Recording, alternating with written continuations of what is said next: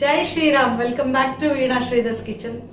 ನಿನ್ನೆದು ನಂದು time saving tips video ಎಲ್ಲ ನೋಡಿದ್ರಿ ಅಂತ ಅನ್ಕೊಳ್ತೀನಿ. ಸೊ ನೋಡದೆ ಹೋದ್ರೆ ಆ ವಿಡಿಯೋ ಖಂಡಿತ ವಾಚ್ ಮಾಡಿ.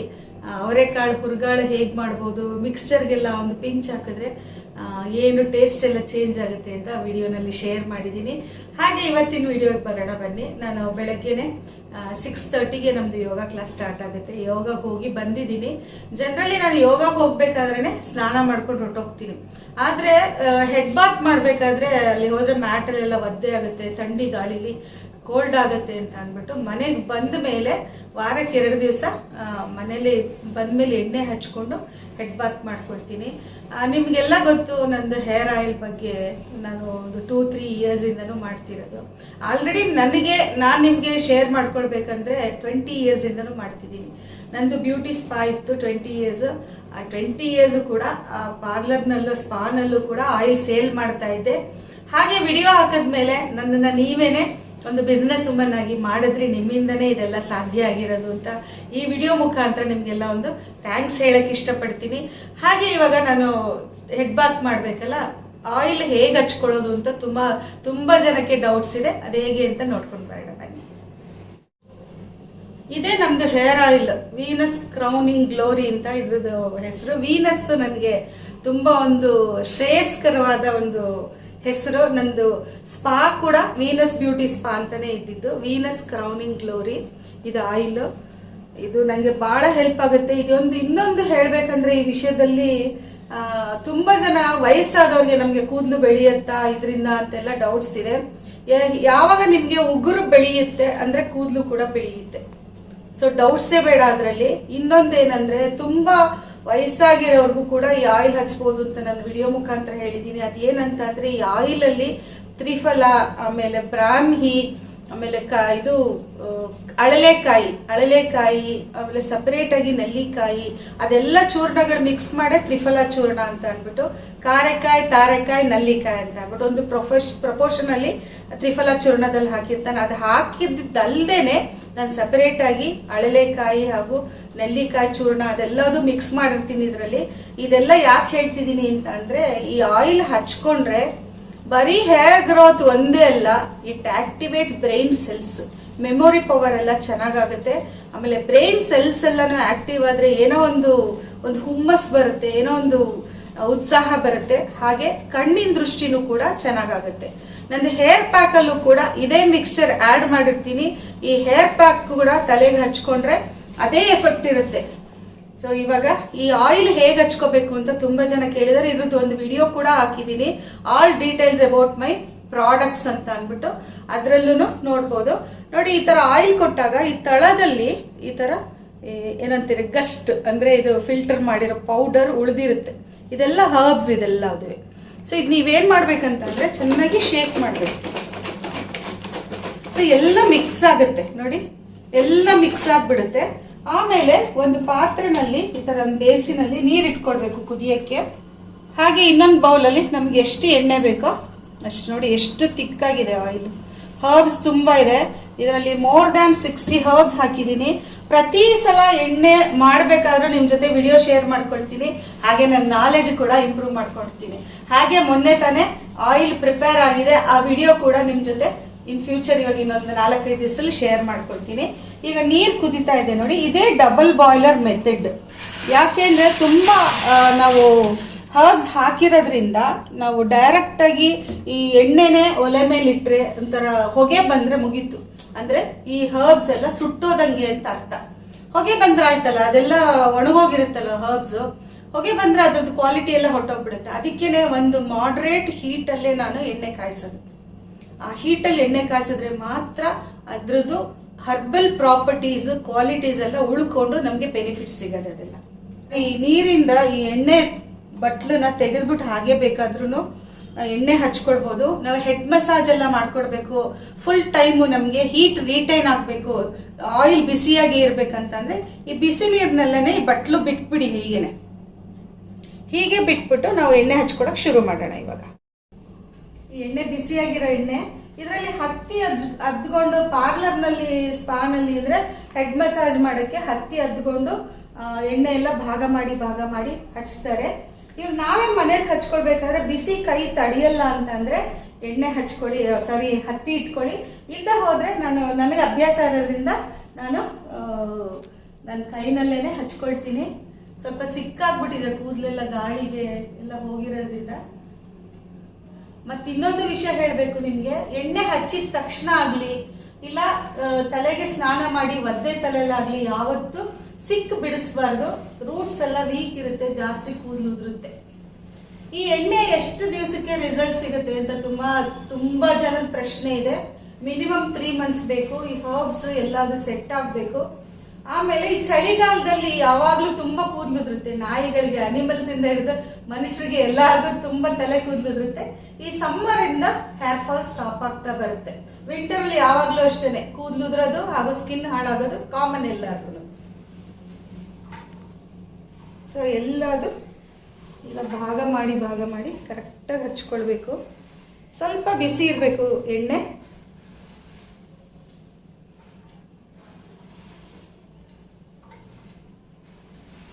ಈ ಕಿವಿ ಹಿಂಭಾಗ ನೋಡಿ, ಈ ಕಿವಿ ಹಿಂಭಾಗ ಎಣ್ಣೆ ಹಚ್ಕೊಂಡ್ರೆ ಒಂಥರ ಮನಸ್ಸಿಗೆ ಹಾಯ್ ಅನಿಸುತ್ತೆ ಒಂಥರ. ಅದೆಲ್ಲ ಆಕ್ಯುಪ್ರೆಷರ್ ಪಾಯಿಂಟ್ಸು ಇರುತ್ತೆ. ಸೊ ಈ ಕಿವಿ ಹಿಂಭಾಗ, ಮುಂಭಾಗ ಕಿವಿದು ಚೆನ್ನಾಗಿ ತಲೆ ಫುಲ್ ಹಚ್ಕೊಳ್ಬೇಕು. ಮತ್ತು ಇಲ್ಲಿ ಕಳ್ಳಂಗುಣಿ ಅಂತ ಹೇಳ್ತೀವಿ. ಏನಂತಂದರೆ ಈ ಹಳ್ಳ ಇರುತ್ತೆ ನೋಡಿ, ಈ ಹಳ್ಳದಲ್ಲೂ ಕೂಡ ಎಣ್ಣೆ ಹಚ್ಕೋಬೇಕು. ಹೀಗೆ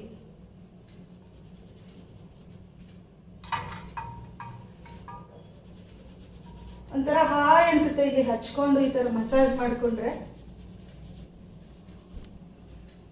ಏನಾದರೂ ಹೆಡ್ ಮಸಾಜರ್ ಥರ ಏನಾದರೂ ನಿಮ್ಮ ಹತ್ರ ಇದ್ದರೆ ಯೂಸ್ ಮಾಡ್ಕೊಳ್ಳಿ. ಇಲ್ಲ ಟೈಮ್ ಇದ್ದರೆ ಅಟ್ಲೀಸ್ಟ್ ವೀಕ್ಲಿ ಒನ್ಸ್ ತಲೆಗೆ ಎಣ್ಣೆ ಹಚ್ಕೊಂಡು ಸ್ಟೀಮ್ ತಗೊಳ್ಳಿ.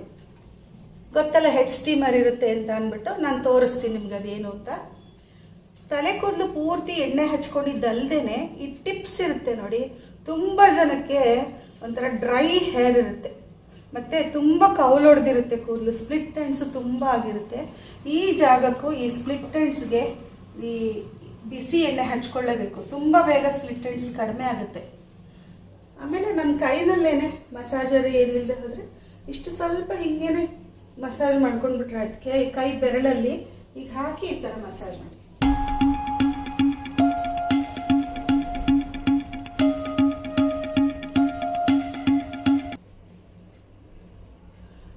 ನೀವು ಎಣ್ಣೆ ಹಚ್ಕೊಂಡು ಮಸಾಜ್ ಮಾಡಬೇಕು ಅಂದರೆ ಬರೀ ಈ ಕೂದಲು ಎಷ್ಟಿದೆ ಅಷ್ಟೇ ಟಚ್ ಮಾಡಬಾರ್ದು.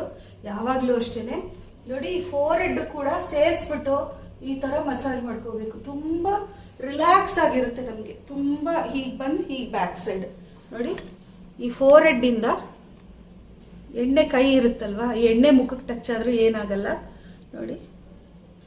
ಹೀಗೆ ಬಂದು ಕಿವಿ ಹಿಂಭಾಗ ಹೋಗಿ ಈ ಥರ, ಆಮೇಲೆ ತಲೆ ಇಲ್ಲಿ ಕಳ್ಳಂಗುಳಿಲಿ ಜಾಯಿನ್ ಆಗಬೇಕು. ಇದು ಕೈ ಈ ಥರ ಇಂಟರ್ಲಾಕ್ ಆಗಬೇಕು ನೋಡಿ. ಎಷ್ಟು ರಿಲ್ಯಾಕ್ಸ್ಡ್ ಆಗಿರುತ್ತೆ ಗೊತ್ತಾ, ಹಾಯ್ ಅನಿಸುತ್ತೆ. ಕತ್ತಿನ ಹಿಂಭಾಗನೂ ಕೂಡ ಈ 2 ಬೆರಳಲ್ಲಿ ಈ ಥರ ಪ್ರೆಸ್ ಮಾಡಬೇಕು. ಈ ಥರ ಸೆಲ್ಫ್ ಮಸಾಜ್ ಇರುತ್ತಲ್ಲ, ಭಾಳ ನಮಗೆ ಸೂತಿಂಗ್ ಆಗಿರುತ್ತೆ. ನಮ್ಗೆ ಎಲ್ಲಿ ಪ್ರೆಸ್ ಮಾಡ್ಕೊಳ್ಬೇಕು, ಎಲ್ಲಿ ನೋವಿದೆ ಅಂತಲೂ ಕೂಡ ನಮಗೆ ರಿಯಲೈಸೇಷನ್ ಇರುತ್ತೆ. ಅಷ್ಟರಲ್ಲಿ ನೋಡಿ ಸ್ಟೀಮು ನೀರೆಲ್ಲ ಬಿಸಿ ಆಯಿತು. ವಾರದಲ್ಲಿ 1 ದಿವಸ ಮಾಡ್ಕೊಳ್ಳಿ ಸಾಕು. ಇದು ನೀವು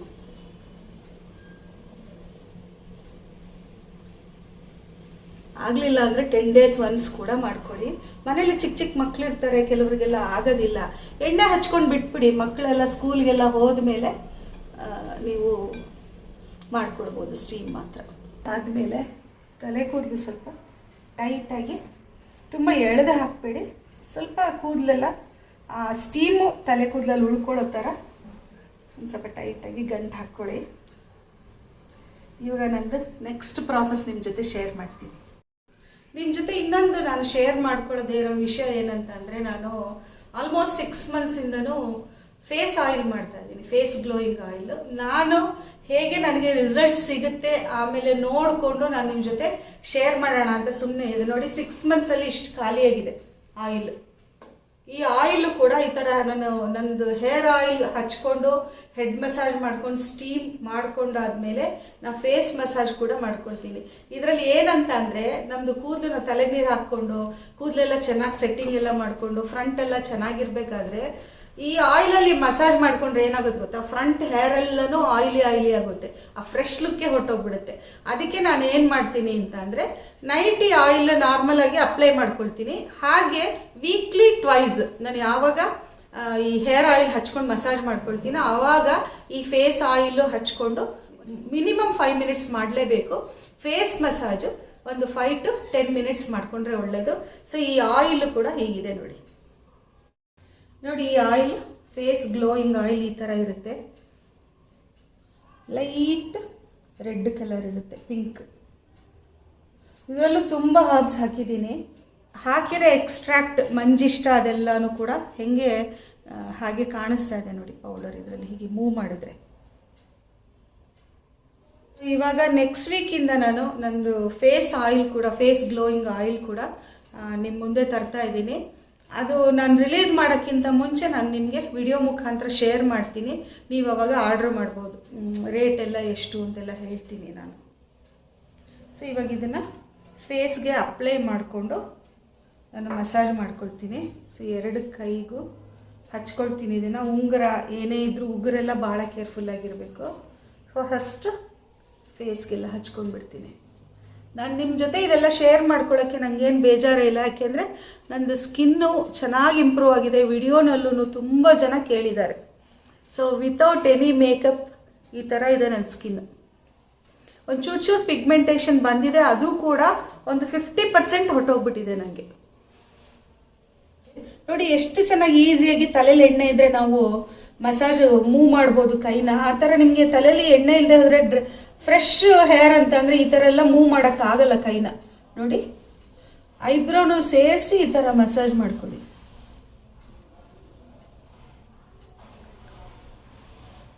ಹಾಗೆ ಜೊತೆಲಿ ಕಣ್ಣನ್ನ ಸ್ವಲ್ಪ ಬ್ಲಿಂಕ್ ಮಾಡ್ತಾ ಇರಬೇಕು, ಕಣ್ಣನ್ನ ಮಿಟುಕಿಸ್ತಾ ಇರಬೇಕು ಈ ಮಸಾಜ್ ಮಾಡ್ತಾ ಇರಬೇಕಾದ್ರೆ.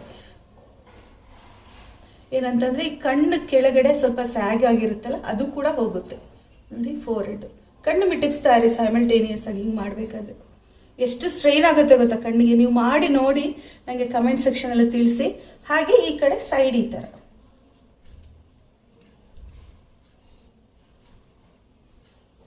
ಸೊ ಈ ಸ್ಮೈಲಿಂಗ್ ಲೈನು 40 ಇಯರ್ಸ್ ಆದಮೇಲೆ ಎಲ್ಲರಿಗೂ ಬರುತ್ತೆ, ನನಗೆ ಅಂತ ಅಲ್ಲ ಎಲ್ಲರಿಗೂ ಬರುತ್ತೆ.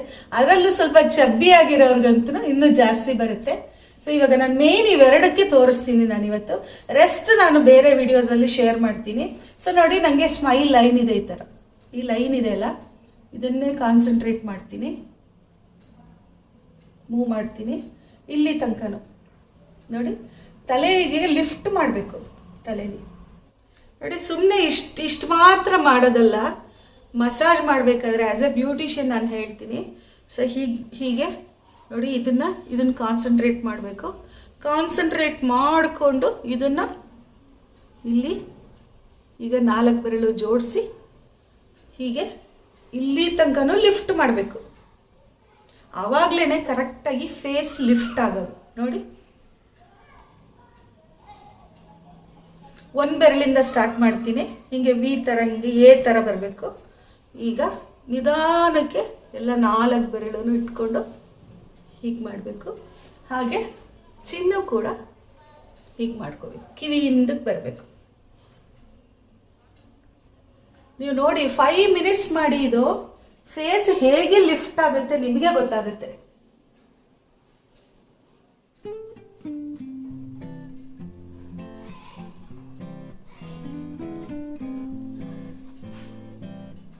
ಹಾಗೆ ಕಿವಿ ಹಿಂದೆ ಪ್ರೆಸ್ ಮಾಡ್ಕೋಬೇಕು. ಚಿನ್ನದ ಮಾಡ್ಕೊಳ್ತೀವಿ ನೋಡಿ, ಈ ಥರ ಇಟ್ಕೊಂಡು ನೋಡಿ, ಈ ಥರ ಇಟ್ಕೊಂಡು ಕಿವಿ ಹಿಂದೆ ಹೀಗೆ ಪ್ರೆಸ್ ಮಾಡ್ಕೊಳ್ಬೇಕು. ಈ ಹಳ್ಳ ಇರುತ್ತಲ್ಲ, ಈ ಹಳ್ಳ ಇರೋ ಜಾಗದಲ್ಲಿ.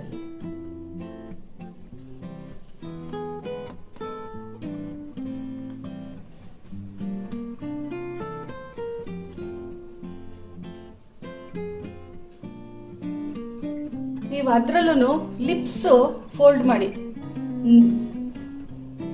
ಅದು ತುಂಬಾ ಎಫೆಕ್ಟ್ ಆಗುತ್ತದೆ. ಈ ಕಡೆನೂ ಪ್ರೆಷರ್ ಬರುತ್ತೆ, ಈ ಕಡೆನೂ ಪ್ರೆಷರ್ ಬರುತ್ತೆ.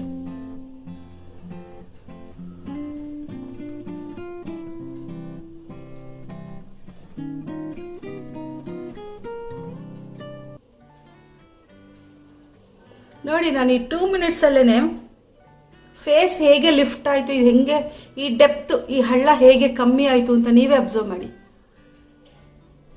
ನನಗೇನು ನೀವು ನನ್ನ ಸಿಸ್ಟರ್ಸ್ ಮದರ್ಸ್ ಯಾರು ನನ್ನ ಚಾನಲ್ ನೋಡ್ತಿದ್ದೀರಾ, ನನಗೇನು ಬೇಜಾರಿಲ್ಲ ನಂದು ರಿಯಲ್ ಫೇಸ್ ತೋರ್ಸೋಕ್ಕೆ. ಈಗ ತೋರಿಸಿದ್ರೆ ನಿಮಗೆ ಒಂದು ಕಾನ್ಫಿಡೆನ್ಸ್ ಬರುತ್ತೆ.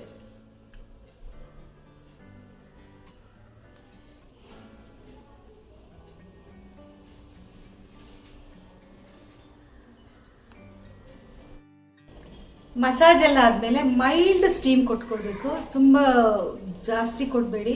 ಇನ್ನು ಸಮ್ಮರ್ ಬೇರೆ ಸ್ಟಾರ್ಟ್ ಆಯ್ತಲ್ವಾ, ಜಾಸ್ತಿ ಸ್ಟೀಮ್ ಕೊಡಬೇಡಿ. ಮೈಲ್ಡ್ ದೂರದಿಂದ ಒಂದು ಸ್ಟೀಮ್ ಕೊಟ್ಕೊಳ್ಳಿ. ಹತ್ತಿರದಿಂದ ಕೊಟ್ಕೋಬೇಡ, ದೃಷ್ಟಿಯಾಗಿರುತ್ತೆ, ಸುಟ್ಟೋಗುತ್ತೆ ಆಮೇಲೆ.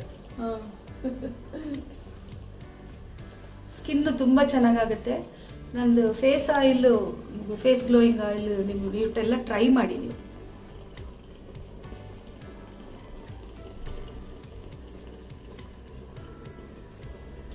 ಬರೀ ನಾವು ಮಸಾಜ್ ಮಾಡ್ಕೊಳ್ಳೋದು, ಆಮೇಲೆ ಆಯಿಲ್ ಹಚ್ಕೊಳ್ಳೋದು ಅಂತ ಎಲ್ಲರಿಗೂ ಗೊತ್ತಿರುತ್ತೆ.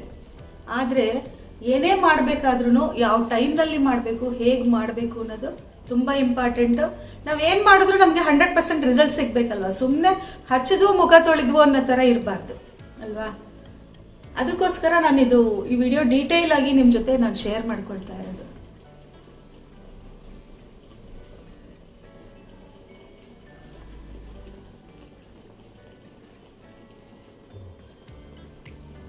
ಸಾಕು, 2 ಮಿನಿಟ್ಸ್ ಸ್ಟೀಮ್ ಸಾಕು. ಹಾಗೆ ಈ ವಿಡಿಯೋನಲ್ಲಿ ನಾನು hair care and skin care tips ನಂದು ಹೇಗಿರುತ್ತೆ ಅಂತ ನಿಮ್ಮ ಜೊತೆ ಶೇರ್ ಮಾಡಿದೆ. ಹಾಗೆ ನಂದು ಹೊಸ ಪ್ರಾಡಕ್ಟ್ ಫೇಸ್ ಗ್ಲೋಯಿಂಗ್ ಆಯಿಲ್ ಬಗ್ಗೆನೂ ಹೇಳಿದ್ದೀನಿ. ಇವಾಗಲೇ ನಾನು ಕೊಡಲ್ಲ, 6 ಮಂತ್ಸ್ ಆಗಿದೆ ಆಲ್ರೆಡಿ. ನೆಕ್ಸ್ಟ್ ವೀಕಲ್ಲಿ ನಾನು ವಿಡಿಯೋನಲ್ಲಿ ಹೇಳ್ತೀನಿ, ಆಮೇಲೆ ನಿಮಗೆಲ್ಲ ತಲುಪಿಸೋಕ್ಕೆ ನಾನು ಪ್ರಯತ್ನ ಮಾಡ್ತೀನಿ. ಹಾಗೆ ಇದ್ರ ಬಗ್ಗೆ ಟಿಪ್ಸ್ ಆ್ಯಂಡ್ ಟ್ರಿಕ್ಸ್ ಎಲ್ಲನೂ ಹೇಳಿದೆ. ತುಂಬ ಜನಕ್ಕೆ ನಾನು ಹೇರ್ ಆಯಿಲ್ ತಗೊಂಡಿರೋರಿಗೆ ಆಯಿಲ್ ಹೇಗೆ ಯೂಸ್ ಮಾಡಬೇಕು ಅನ್ನೋದೇ ತುಂಬ ಜನಕ್ಕೆ ಡೌಟ್ಸ್ ಇತ್ತು. ನಾನೊಂದು ವಿಡಿಯೋ ಹಾಕಿದ್ರು ಕೂಡ ಮತ್ತೆ ಅದಕ್ಕೆ ಈ ವಿಡಿಯೋನಲ್ಲಿ ಅದನ್ನು ರಿಪೀಟ್ ಮಾಡಿದೆ. ಸೊ ಈ ವಿಡಿಯೋ ನಿಮಗೆ ಹೆಲ್ಪ್ಫುಲ್ ಆಗಿದೆ ಹಾಗೂ ತುಂಬ ಇಷ್ಟ ಆಗಿದೆ ಅಂತ ಅಂದ್ಕೊಳ್ತೀನಿ. ಇಷ್ಟ ಆದರೆ ಒಂದು ಲೈಕ್ ಮಾಡಿ, ಶೇರ್ ಮಾಡಿ, ಹಾಗೆ ನನ್ನ ಚಾನಲ್ನ ಸಬ್ಸ್ಕ್ರೈಬ್ ಮಾಡೋದು ಮರಿಬೇಡಿ. Thank you for watching. ನಮಸ್ಕಾರ.